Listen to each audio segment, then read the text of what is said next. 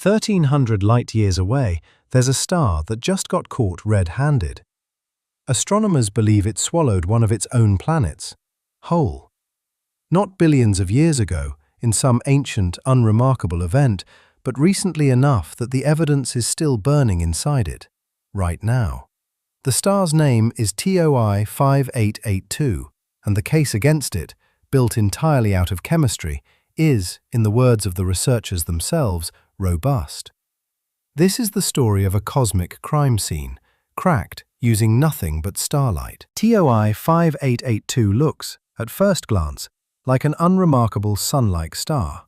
But when a team led by Brooke Kotten, a graduate researcher at the University of Michigan, examined its light more closely, they found something strange: an unusually high concentration of lithium.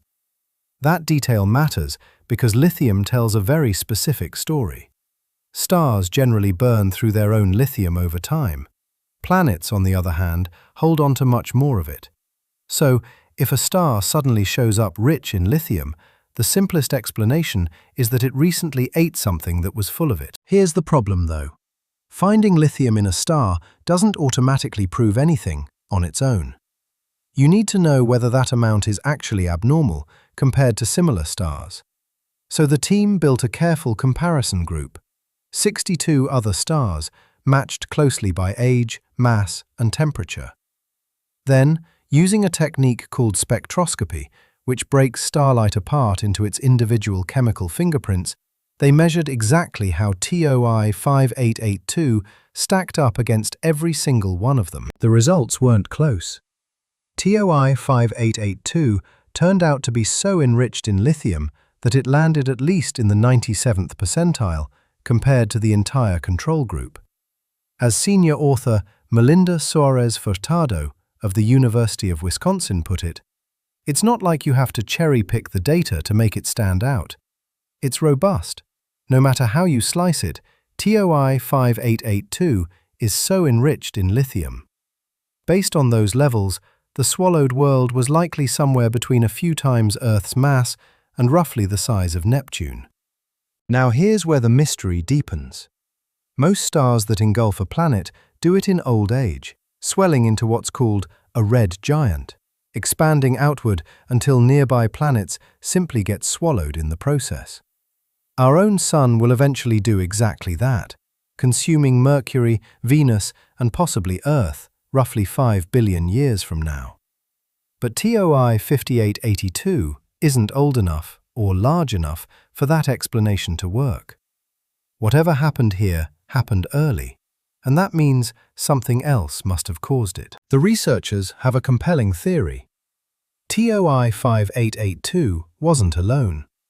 Orbiting the star is a brown dwarf, a strange, failed star more than 20 times the mass of Jupiter, too small to ever ignite nuclear fusion of its own. The team believes this massive companion may have gravitationally disturbed the doomed planet's orbit over time, slowly destabilizing it until it finally spiraled inward and was consumed.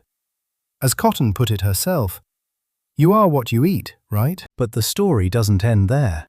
When the researchers looked back at their comparison group of 62 stars, a few of them showed unexpectedly elevated lithium too, just not nearly to the same degree as TOI 5882. That finding raises an uncomfortable question for astronomers. Maybe planetary engulfment isn't the only process capable of enriching a star with lithium after all, which means every future case like this one will need to be investigated just as carefully as this one was. For now, TOI 5882 stands as one of the clearest examples ever recorded of a star actively caught having consumed a planet. It's a rare, direct glimpse into a violent process that shapes solar systems across the galaxy, and a preview, in some strange sense, of a fate our own solar system is ultimately destined for too. As Soares-Furtado put it, that's what makes this field so exciting.